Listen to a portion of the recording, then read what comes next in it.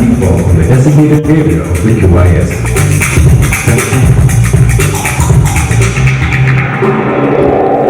Ensure the green LED in the middle of the battery pack is blinking before pressing the button to release the battery pack.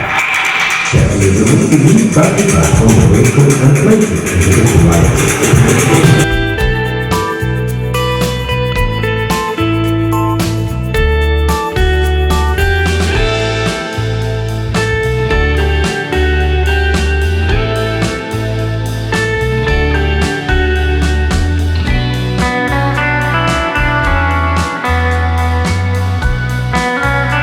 We are a pure play battery swapping operator. We are the only company in the world where the same battery in a same station can be used to do swapping across multiple form factors. No other company can claim this in the world.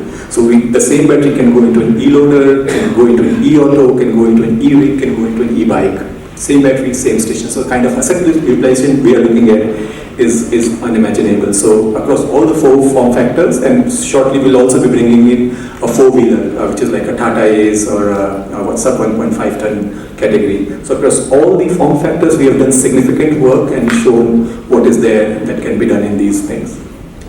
Next, this is how Delhi looks to you. This is what our presence in Delhi NCR is today. Every How many charging stations and swapping?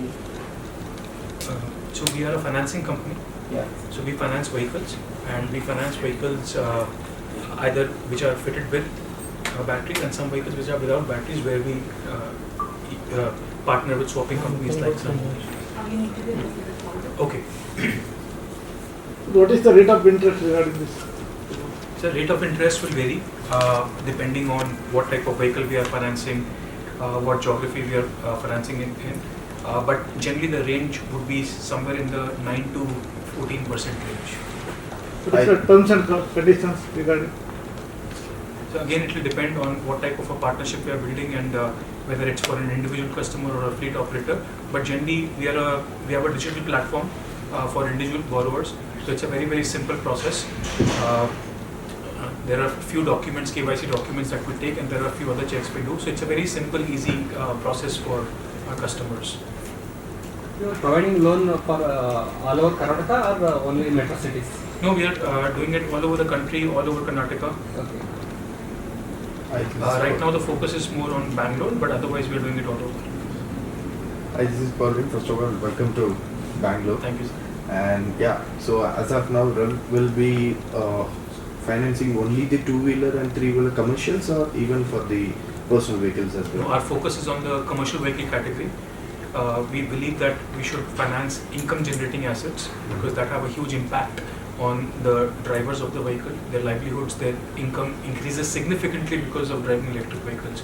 So it's two-wheelers, three-wheelers and four-wheelers. So all intra-city commercial vehicles, electric, we will finance. So what about like vendors like Swiggy, Dunzo? Yes. So you guys are like planning to... Yeah, so basically a lot of our vehicles that we finance are on all these different e-commerce platforms through fleet operator partners. So we partner with a lot of fleet operators who manage the vehicles, who manage the drivers for the various e-commerce companies. Okay, thank you. So what's the acquisition value? So the assets that we are getting now are 15,000 worth about 100 crore rupees. So what is the roadmap for acquiring the new customers? The 10,000 crores. Could you please give me a more breakdown on it? So you're talking about the new Sun Mobility and Revfin's partnership or acquisition. Like how do you? See, I'll just explain. So how we operate. Okay. So we first partner with manufacturers of electric vehicles, and then through those partnerships, there are two avenues or channels. One is the dealership network, where we basically find individual borrowers and they would come to the dealership, buy the vehicles financed by us. The other channel is through fleet operating partners. So we jointly with manufacturing partners, OEM partners would go and talk to various fleet operators who are providing vehicles to logistics companies and e-commerce platforms. Right? So those are the two sort of avenues how we source along with OEMs. So what are the key challenges you have faced the EV vehicles adoption in urban areas? So we started financing electric vehicles in 2018. At that time, there was very limited number of vehicles. Very few people were talking about electric vehicles, and we've seen over a period of time challenges have, there have been a lot of challenges. Initially starting with types of products, product qualities, number of OEMs, which OEMs to work with, very unstructured market, and also a lot. Nobody had seen electric vehicles live a full life, right? So they were all in early days. They were untested, unproven products, and some of those challenges continue even today because we see a lot of new products being launched, a lot of new manufacturers coming in. So I think it'll take a few years before we can clearly establish how good the electric vehicle products are. That's the first challenge. The second challenge is on the infrastructure side. What I mean by infrastructure is, post-sales servicing infrastructure, availability of spare parts.